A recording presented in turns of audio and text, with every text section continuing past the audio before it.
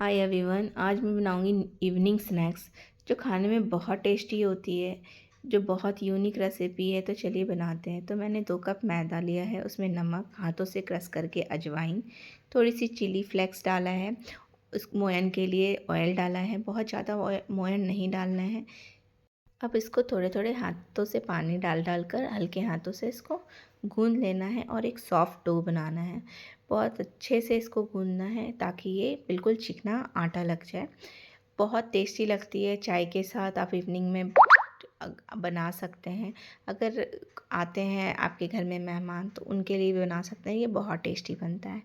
तो इसको मैंने लगा लिया है, बहुत अच्छे से सॉफ्ट डो लग गया है। अब इसको 10 मिनट के लिए रेस्ट रखेंगे। इधर मैंने बॉयल्ड आलू लिया है, इसको मैं अच्छे से मैश कर लूँगी। ये आलू से बनती है, आप चाहो तो इसमें पनीर वगैरह भी ऐड कर सकते हैं। मैंने इसमें नमक, चिली फ्लेक्स डाला है, काली मिर्च ऐड किया है और अब इसमें गरम मसाला ऐड किया है। अब मैंने इसमें 1 चम्मच जीरा पाउडर ऐड किया है, कश्मीरी लाल मिर्च पाउडर भी ऐड किया है। हाथों से क्रश करके कसूरी मेथी भी ऐड करना है आप, और इसकी जगह पे आप कोरिएंडर लीव्स, धनिया पत्ता भी ऐड कर सकते हैं। चाहो तो आप इसमें पनीर को ग्रेट करके डाल सकते हैं, कॉर्न डाल सकते हैं। ये आपकी मर्ज़ी है। फिर मैंने ये कॉर्नफ्लोर लिया है कटोरी में, और इसमें 3 चम्मच कॉर्नफ्लोर डालकर और 1 चम्मच मैदा लेना है और इसको पानी से घोल लेना है अच्छे से। मेरा बेटा भी आ गया है हेल्प करने के लिए, वो भी कह रहा है मम्मा मैं भी करूँगा, तो उसने उसको मिक्स किया है। तो अब इसको अच्छे से मिक्स कर लेना है। अब इसमें मैंने अलग से कुछ सब्जियां ऐड की है, जिसमें मैंने एक गाजर अच्छे से ग्रेट करके डाल दिया है। जैसे मैंने बताया, इस टाइम आप इसमें पनीर भी ऐड कर सकते हैं, स्वीट कॉर्न भी ऐड कर सकते हैं, इससे भी इसका टेस्ट बहुत अच्छा आ जाएगा।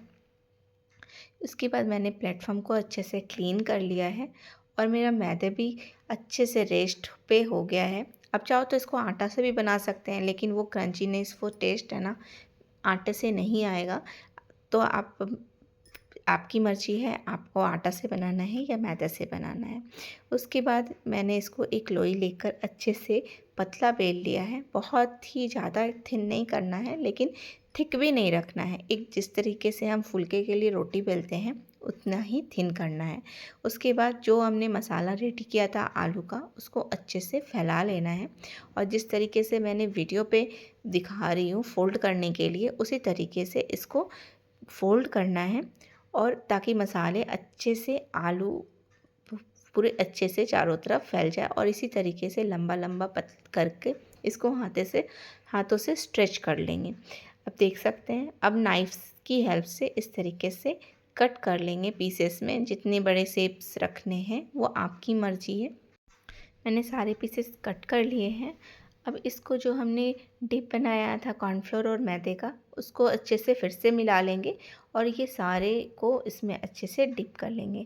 इससे क्या होगा ना, ऊपर का लेयर बहुत अच्छे से क्रंचीनेस आ जाएगा इसको जब हम सेमी फ्राई करेंगे या ऐसे स्वेलो फ्राई करेंगे या डीप फ्राई करेंगे। अब मैंने एक पैन लिया है, पैन में अच्छे से ऑयल डाल दिया है और इसको मैं इस तरीके से फ्राई कर लूँगी। आप चाहो तो सेमी फ्राई भी कर सकते हैं, लेकिन थोड़ा सा अच्छे कम तेल में इस तरीके से भी आप कर सकते हैं, और बहुत डीप फ्राई भी कर सकते हैं। अब इसको मीडियम फ्लेम में उलटते पलटते गोल्डन ब्राउन होने तक इसको फ्राई कर लेना है।